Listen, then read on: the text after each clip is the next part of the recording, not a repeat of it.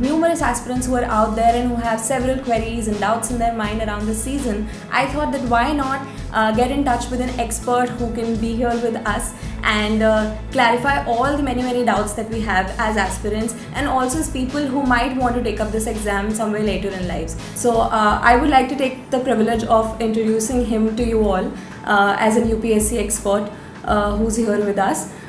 So he's currently Vice President, Unique Publications and Unique Shiksha, and he's worked on a huge line of products within education industry. Apart from these products, he's also headed the UPSC segment of a giant coaching house. The first and foremost thing, if I talk about the UPSC examination, so I will just clarify a few of the things which should be clear in the minds of all of us.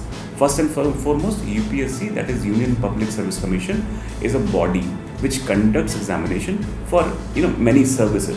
One of the examination could be civil service examination. So when we talk about civil service examination, people actually mistaken it for say IAS only. So it is not like that.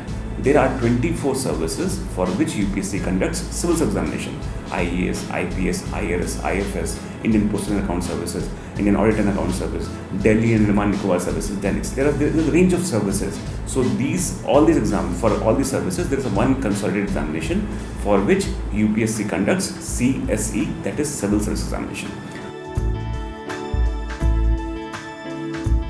Apart from this examination, UPSC also conducts many other examinations like NDA. Many of you might have appeared for that examination after your class 12th, of course. Then you can also explore the field of say CDS. They also conduct examination for Provident Fund Commissioner, and there are many more examinations which UPSC conducts. Around 5,20,000 roughly people appeared for the examination, and out of these 5 lakh, around 15,000 people will actually be selected. So if I talk about this success rate, the success rate would be around 3 to 3.2%. Now this makes this examination all the more difficult. Once you clear the examination, that is a preliminary stage, that is a qualifying stage, then you will get a chance to appear for the main examination. The main examination is the second stage of the examination, and it is actually divided into two parts. First is the written examination, and second is the interview part. So there are papers which are subjective in nature. The preliminary examination is entirely objective in nature. The main examination is entirely subjective in nature. Of the people who will stand, in top say 3,000 or 3,500 people, they will be invited for, interview. And then the interview process will be held, and this process will be complete, and top say 1,000 or maybe 1,100 or 200 candidates will be shortlisted for the final selection, and this will be recommended by the UPSC to the Ministry of Personal Affairs. That the examination process is around 17 months in duration, 15 to 16 months in duration. So to maintain a lot of momentum to keep on preparing for the examination. Another feature of this examination is actually it covers almost anything and everything that comes under the sun, especially from the perspective of India, be it polity, be it geography, be it history, be it economy, be it science and tech, be it international relation, be it history or world history. Anything and everything under the sun is covered, which has a reference for the understanding the sociological aspect, economic aspect, political aspect or cultural aspect of this country. They are looking for people who can make decisions. The kind of people who can implement policies, and over a period of time will be instrumental in creating policies as well. So the kind of people they are looking for, actually people with good aptitude, people with sound understanding of things, people with sound understanding of people, and at the same time they should be in a position to relate to the people. That is why the flavor of the service is no longer elitist.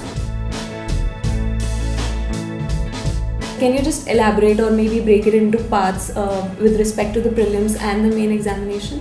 Of course. Actually, prelims examination is something which actually challenges most of the students. The simple reason is that the competition is very fierce and success rate is even very low. So if I talk about interview, the interview success rate is hovering around 1/3, that is 33%. For even for mains examination, if I talk about the written part, the success rate is around 25%. But if I talk about prelims, the success rate is just around 3%. So which is something which is very important. Now let me take the conversation a little back in the entire scheme. I talked about that prelims examination was introduced in 1979 just to ensure that it is a good filter mechanism for eligible candidates. So when I say good filter mechanism, it was qualifying in nature. And when I say qualifying in nature, it means no matter how many marks you score in the examination, if you clear the cutoff, these marks will not be evaluated or rather calculated in your final score. The preliminary examination is divided into two parts. One is called as the General Studies Paper 1 and other is called General Studies Paper 2, which is also known as Civil Service Aptitude Test or CSAT. So CSAT is not the examination. CSAT is one of the papers of the preliminary examination. If I talk about say GS paper 1, General Studies, it is the simple paper in which you can say it will be polity, it will be geography, it will be history, it will be economy, it will be current affairs, it will be sports. So anything and everything that is related. UPSC has given a suggested list of topics where they focus and they try to come up with questions, good questions on those topics. In GS paper 1, there are 100 questions. Each question is of 2 marks and negative marking is again 1/3 of the question, marks allocated to that question. And this is how the scheme is. And the cutoffs over a period of time, it has been seen that it hovers around 50 to 55%. And if I talk about the cutoffs last year, out of 200 marks, it is 107.34. If you score 50 to 55% of marks, you will be in a position to clear the cutoff and you will be able to write the main examination. CSAT or the GS paper 2 we call about is actually the qualifying paper for the qualifying prelims. You have to score 33% of marks in GS paper 2, that is CSAT, to get your copies evaluated for GS paper 1. Only those candidates for whom they clear the cutoff or the qualifying marks. So the scheme is like that for paper 1 there are 200 marks, for paper 2 there is again 200 marks. So in paper 2 you have to score 66 or more marks, only then your copy for paper 1 will be evaluated. First is say maths or quantitative aptitude, then there is reasoning, then there is third part is verbal ability, and fourth part is say decision making and subtopics. And the interesting aspect is the paper is bilingual in nature, means every question is there in Hindi as well as English. So a candidate is expected to answer all the questions. The trend so far has been that there are 80 questions in paper 2. Each question is of 2.5 marks and the negative marking is 1/3. So a candidate is expected to solve questions in such a manner that he gets the qualifying marks. So that's 66 marks. There is one paper of essay which is of 250 marks. Then there are papers for language. There is in an Indian language which is listed in the Constitution 7th Schedule, of course. And then there will be a paper on English. So these two papers will be of 300 marks. And a candidate who wants to qualify these papers has to score around 25 to 30% in this paper. Once you do that, then your copy for your essay, GS and optional will be evaluated. So this examination is very exhaustive in nature.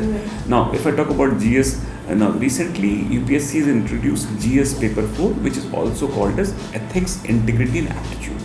The underlying theme of this paper is to understand how a person thinks and performs, and this paper is to a large extent is case study based. When I say case study based, they basically try to offer cases and they try to evaluate the solutions. Now, as all of us know that none of the answers are perfect in nature, but they give a very very insightful experience about how a person thinks, how a person analyzes, or how a person takes a decision in a particular situation. So keeping that thing in mind, the UPSC has gone into more applied aspect of things. Then again, if we move forward, there will be optional subjects. So for optional subjects, both the papers will be of 250 marks each. So if I now try to club together, so there will be an essay paper of 250 marks. There will be 4 general studies paper. So this will be 1000 marks. So 1250, and then 500 marks for the optional. 2 paper of optional, paper 1 and paper 2, 250 marks each. So 1750. And then you appear for the interview, which is of 275 marks. So total score of this entire paper would be around 2025 marks. And you will be very happy to know that the candidate who got selected last year, rather topped the examination last year, scored around 50% of marks on it. this is one of the most feared round, I would say. So, is it a myth or is it a truth? UPSC interview is one of the best interview you can ever come across. So there are good 4 to 5 panelists panelists there when they interview you, and the kind of questions that they ask are actually very good. They basically try to judge you, how you think, how you see, and how you're in a position to get into the shoes of someone who can make a decision.